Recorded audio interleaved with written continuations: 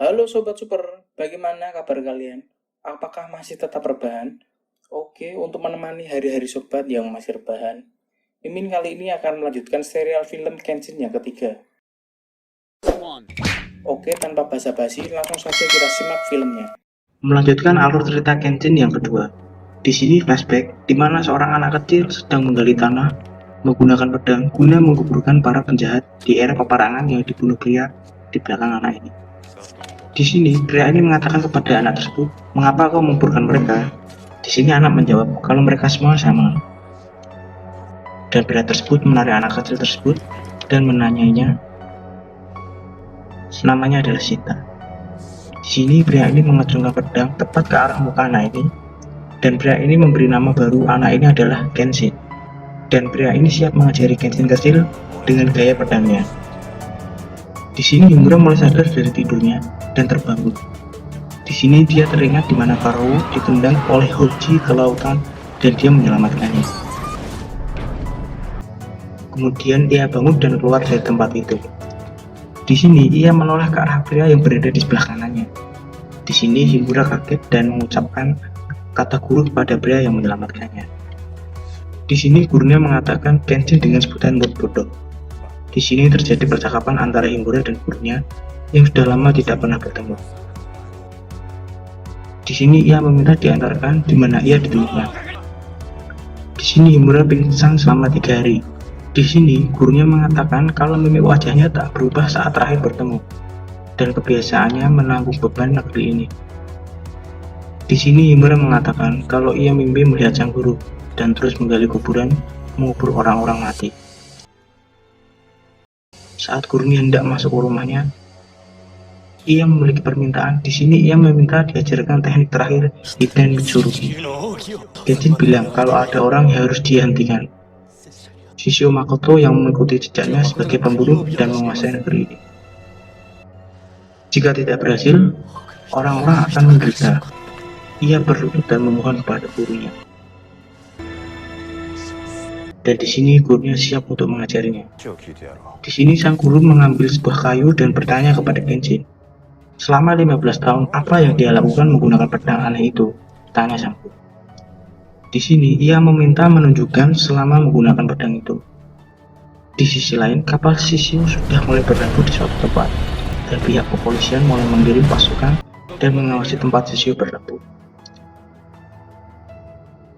Di sini, Shishio menyuruh Hoji untuk mempersiapkan persenjataan dan menyerang tempat ia berlabuh. Sekian berpindah di penginapan tetua, di mana Sanosuke sangat gelisah, begitu pula dengan Yahiko. Di sini tetua yang sedang dirawat oleh Nona Misao dan pasukan lainnya akibat ulah dari Aoshi Shinomori malam itu. Lain pihak, di mana sang guru terus melatih Himura di sini. Di sini ia mengatakan kalau Hiten Mitsurugi adalah teknik gaya bebas dan digunakan untuk melindungi yang lemah. Di sini Kenshin mengatakan kalau dirinya harus mempelajari teknik itu untuk menghapus penderitaan negerinya. Kembali terjadi pertarungan sengit, di mana Himura dan sang guru guna menguasai teknik Hiten Mitsurugi Ryu. Pertarungan teknik yang luar biasa diajarkan sang guru di sini, yang bersenjatakan sebilah kayu di tangannya. Di sini pasukan pemerintahan Jepang dan Menteri Dalam Negeri Ito Hirofumi sudah disambut pasukan Shishio di bibir pantai. Di sini mereka dijamu oleh Shishio saat Shishio mengatakan beberapa orang yang dibunuh oleh menteri tersebut. Tiba-tiba, salah satu anggotanya sang menteri merasa marah dan ditusuk oleh pasukan Shishio. Di sini Shishio mengatakan kalau terjadi kesalahpahaman di sini. Merasa takut dan panik, Ito Hirofumi menyuruh pasukannya untuk duduk dan menyuruh Ane melaporkan bahwa anggotanya mati karena penyakit pada saat perjalanan. Di sini Shishio mengatakan soal keadilan bagi dirinya pada waktu membela pemerintahan dulu. Menganggap percakapannya tak masuk akal, itu dan anggotanya pergi meninggalkan tempat tersebut. Namun ditahan oleh pasukan Shishio. Di sini Shishio membawa pedangnya dan tubuhnya mulai panas dan merasa sekarat, merasa seperti di neraka. Pasukan polisi yang mengawal sang menteri satu persatu dibunuh oleh pasukan Shishio. Shishio mengatakan kalau ini sudah ada di neraka. Di sini, ia mengancam sang menteri untuk menghukum mati Batusai. Ia mengatakan kalau pemerintahan berdusta dengan menutupinya saat pembunuhan waktu itu. Di sini, Shishio marah, dan pedang yang dibawanya mengeluarkan api. Keesokan harinya, seluruh penjuru Jepang dikejutkan dengan pengumuman di mana Himura Batosai jadi buronan. Di sini, pemerintah sudah mengkhianati peraturannya sendiri dan berkhianat kepada Kenshin. Di sini, Jenderal Polisi Hajime Saito bertemu Hakawaji masalah kertas pengumuman. Dengan berat hati, ia menjawab kalau itu adalah perintah Shishio. Di sini, Jenderal Hajime Saito mengatakan kalau Shishio banyak membunuh di era Meiji, dan dialah yang layak untuk dihukum. Namun di sini, Shishio mengancam akan menghancurkan pemerintahan baru, hingga mereka tidak bisa menolaknya. Di sini, Jenderal Hajime mengatakan kalau ia tak akan membawa Batusai, sambil mengatakan bahwa pemerintahan ini sudah lupa siapa pahlawan sejati yang sebenarnya. Di penginapan, Sanosuke mendengar Himura yang jadi buronan merasa sangat marah. Di sini Himura dituduh pembunuh di era Bakumatsu. Di sini Karo dirawat di rumah sakit sampai ditemui Sanosuke dan Yahiko. Di sini bahwa ada seseorang yang membawanya ke rumah sakit. Sekian kembali ke Himura, di mana ia dilatih habis-habisan oleh sang guru hingga matahari terbenam. Di sini sang guru mengatakan bahwa pedang hanyalah sebuah alat, dan gaya berpedanglah yang digunakan untuk membunuh, tak peduli seberapa indah pedang yang ia miliki. Karena mendengar kalau dia ingin melindungi seseorang, ia menganggap kalau muridnya ini tetaplah bocah penggali kuburan. Merasa jengkel, Himura menyerang gurunya kembali. Ia ingin melihat bagaimana Himura menggunakan pedang bodohnya tersebut. Di sini sang guru menyuruhnya untuk menjadi saat dulu ia kecil. Meski dipukuli hingga babak belur, Kenshin tetap bangkit. Di penginapan, kakek tetua mulai sadar dan menanyakan di mana Aoshi dan Kyoto. Ia mengatakan, jika Himura masih hidup, cuma satu tempat yang ia datangi. Malam pun tiba, di mana Himura terus berlatih sampai malam sendirian. Di sini, sang guru menawarkan sake kepada Kenshin. Karena baginya, sake adalah hal yang sangat menyenangkan. Akhirnya, Himura meminum sake pemberian gurunya. Di sini, sang guru menanyakan bekas luka di pipi Himura. Selama era Bakumatsu, ada orang yang berjuluk Batusai sang pembantai. Dan bekas lukanya menunjukkan kekejamannya. Ia menjelaskan bahwa bekas lukanya ini ia dapatkan saat menjalankan tugas dan ia tak pernah mengulanginya untuk membunuh lagi. Di sini sang guru kembali bertanya, apakah musuhmu setangguh itu? Bahkan Himura pun tidak bisa mengalahkan anak buah Shishio. Yang kuat itu yang lemah hati. Realita jelas dan sederhana. Malam itu pun terjadi perbincangan. Saat mengatakan kalimat tersebut, gurunya langsung mengarahkan pisau ke arahnya dan siap mati di sini. Sang guru memberi waktu Himura untuk mencari tahu apa yang salah dengan dirinya. Jika dia belum tahu, dia harus siap mati di sini, ucap sang guru. Semalaman Himura memikirkan hal tersebut. Dan di sini sang guru menyiapkan pedang aslinya dengan raut wajah Ekchan. Keesokan harinya sang guru menanyakan kembali apa yang salah tentang Himura. Sambil melempar pedang, sang guru mengatakan, carilah tahu apa yang salah dengan dirimu saat kau melawanku sebagai musuhmu. Artinya bahwa Himura masih takut dengan insting pembantai dalam jiwanya. Di sini ia akan berusaha membantu sang monster Batusai, sang pembantai, untuk mengembalikan instingnya dan mengakhiri Shishio selamanya. Dan terjadi kembali pertarungan antara sang guru dengan sang murid. Di sini Himura gemetar saat menghadapi gurunya, yakni Hiko Seiichiro. Akhirnya Himura mulai menyadari selama merenggut nyawa sebagai seorang pembantai. Karena penyesalan itu, ia mengira bahwa hidupnya tak berharga. Untuk mengatasinya, ia harus mengendalikan perasaannya dan membutuhkan kemauan untuk hidup. Sang guru memberi wejangan kepada Himura kalau ia lemah karena melindungi yang tak berdaya dan hidupmu sama berharganya dengan hidup orang lain untuk bisa menguasai teknik ini. Hidupmu bukan milikmu sendiri. Dan kemudian melanjutkan pertarungan tersebut. Scan di mana Nona Karou sedang berada di rumah sakit. Di sini Sanosuke melihat kalau Karou tidak berdaya di tempat tidurnya. Rupanya ia berjalan di sekitaran pantai, sambil berharap Kenshin kembali. Dan di sini Karou, Yaigo, dan Sanosuke bersiap untuk pergi ke Tokyo. Di sisi lain, pihak Kenshin yang selesai latihannya akhirnya memutuskan untuk cepat-cepat menghentikan Shishio.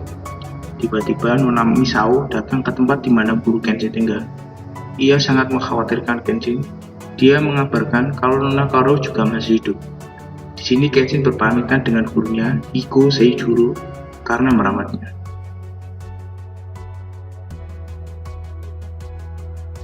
Salah satu anak buah tetua memberinya peta saat era Edo dulu, saat mau mengabarkan kepada sang kakek kalau Himura kembali. Ternyata sang kakek sudah tidak ada di kamarnya.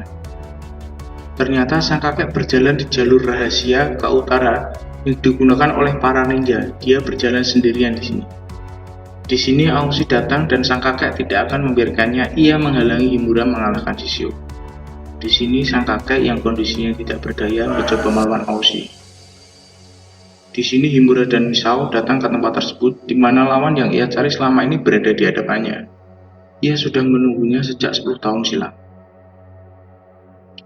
Dan di sini terjadi pertarungan antara Himura dan Aoshi. Sang kakek menyuruh Himura untuk membunuh Aoshi demi Misao dan diri Aoshi sendiri. Terjadi pertarungan kembali antara Aoshi dan Himura. Di sini Nona Misao hendak menyerang Aoshi dan Aoshi menendang Nona Misao sampai jatuh tersungkur. Dan terjadi kembali pertarungan antara Himura dan Aoshi, hingga membuat Aoshi jatuh saat hendak menyerang Himura. Aoshi pun tak berdaya melawannya. Tak lama kemudian sang kakek pun sekarat dan berpesan kalau masa depan Jepang berada di pedangnya. Sang Nona Misao menyuruhnya untuk pergi, dan Himura pun pergi. Di sini Nona Misao merawat Aoshi setelah bertarung dengan Himura di penginapan. Di sini Aoshi tidak memerlukan belas kasihan dari Misao.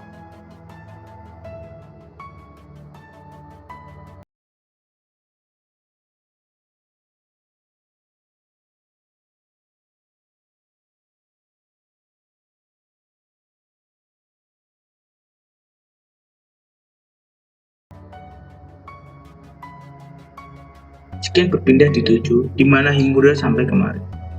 Dan disambut oleh Nona Megumi, terjadi percakapan di mana Himura dan Nona Megumi memberikannya baju yang biasa dipakai Kenshin, dan kemudian dipakai olehnya.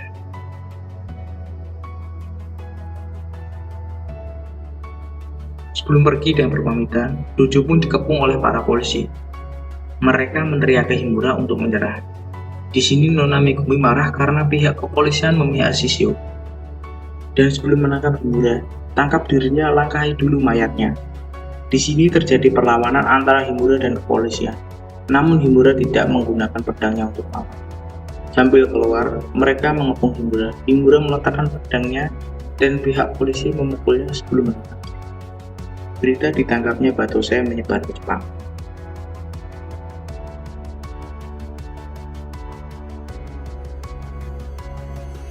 Di sisi lain, Shishio sedang santai sambil Nona Yumi menggantikan perban barunya. Di sini, jika terus bertarung, tubuh Shishio akan terus panas dan batas pertarungannya hanya 15 menit. Dan di sini Hoji menyarankan kalau sebaiknya menghindari pertarungan dengan pedang. Dan Shishio mengatakan kalau itu waktu yang sangat singkat sekali. Scan berpindah di mana Himura ditangkap dan ditemui oleh Inspektur Kawachi. Setelah tangannya dilepas, kemudian Inspektur menyuruhnya untuk ikut bersamanya.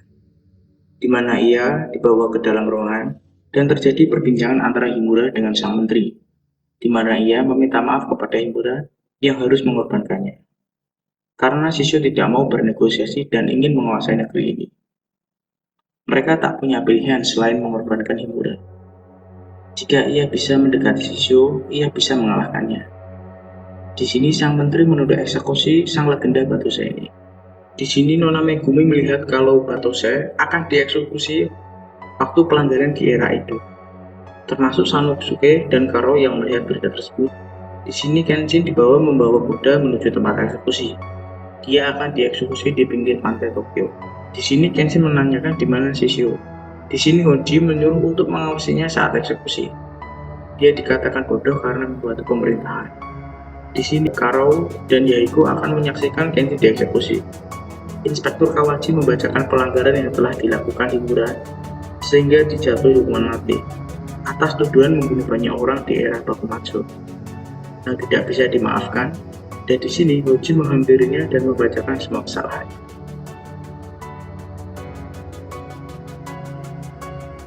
Dalam hitungan detik, Himura akan dieksekusi. Sang Algojo sudah siap mengeksekusi. Saat semuanya berteriak,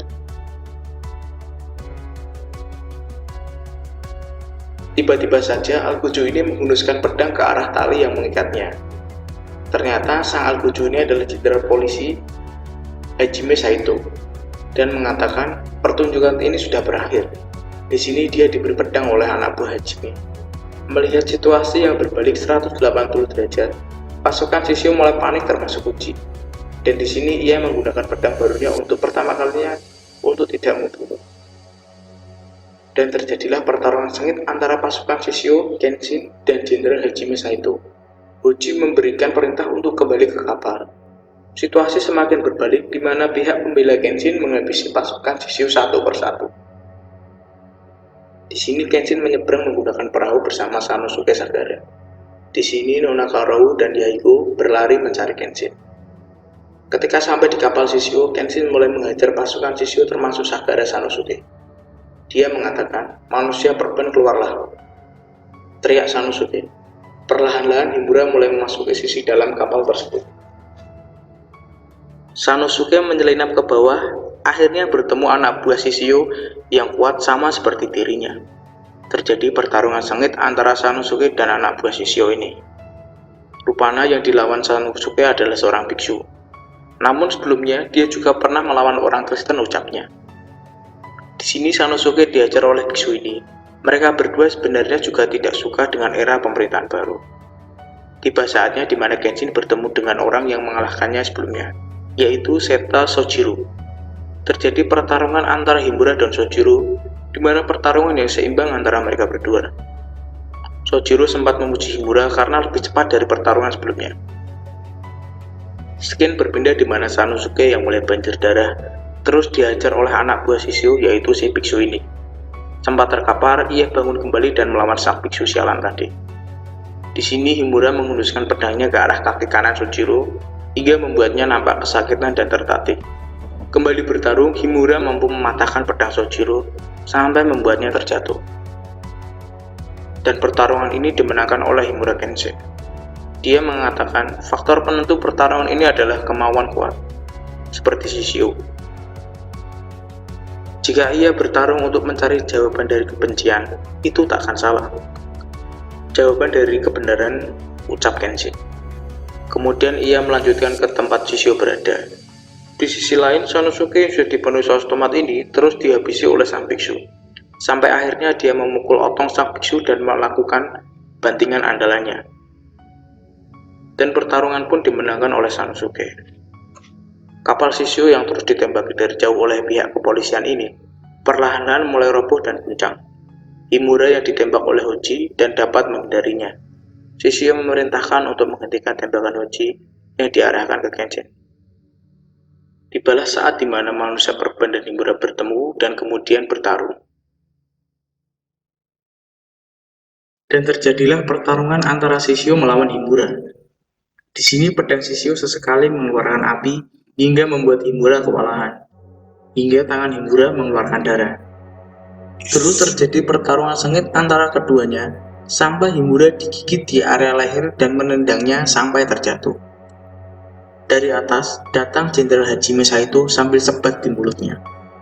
Di sini Shishio naik dan mulai menghunuskan pedangnya ke arah Jenderal Hajime Saito. Pertarungan sengit terjadi antara Saito dan Shishio. Saat posisinya tercekik, datang Sanosuke Sagara menaiki tali dan mengganggu pertarungan mereka. Di sini Shishio menendang Saito hingga terjatuh ke bawah. Dan terjadi pertarungan antara Shishio dan Sanosuke, di mana ia dihajar oleh Shishio. Di sini Sanosuke terjatuh oleh pukulan Shishio. Tiba-tiba Himura bangun dari tempat ia tersungkur tadi. Ia mendekati Himura dan menyerangnya. Namun tiba-tiba Aoshi datang dan terjadi pertarungan Aoshi dan Shishio. Di sini Aoshi dihajar oleh Shishio juga. Kemudian Kenshin bangkit dan kembali melawannya. Sanosuke, Jenderal Saito, dan Aoshi mengeroyok mereka. Di sini terjadi pertarungan 5 lawan 1, di mana manusia perban ini sangat kuat bagaikan monster. Di sini ia merasakan seperti terbakar di neraka akibat pertarungan itu. Di sini Yumi mulai khawatir dan turun menghentikan pertarungan ini. Ia memohon kepada Himura untuk menghentikan pertarungannya, karena dia sudah tidak bisa bertarung lagi. Namun di sini Shishio menusuk mereka berdua dari belakang Yumi hingga mengenai Himura Kenshin. Ia mengatakan kalau pertarungannya belum berakhir. Himura semakin marah melihat Yumi ditusuk oleh pedangnya. Di sini Shishio menggendong Yumi menuju anak tangga dan meletakkannya. Semakin marah, Himura kembali bertarung dengan Shishio. Di sini mereka berdua bertarung sampai titik darah penghabisan. Sampai pertarungan terakhir, di mana Himura mengeluarkan jurus pamungkasnya, Hiten Mitsurugi Ryu Amekakeru Ryu no Hirameki, yang terakhir hingga membuat Shishio terpental ke arah anak tangga, hingga membuat Shishio muntah darah. Di sini ia masih bisa bangun dan membawa Yumi ke atas tangga. Di sini ia sempat tertawa dan terbakar.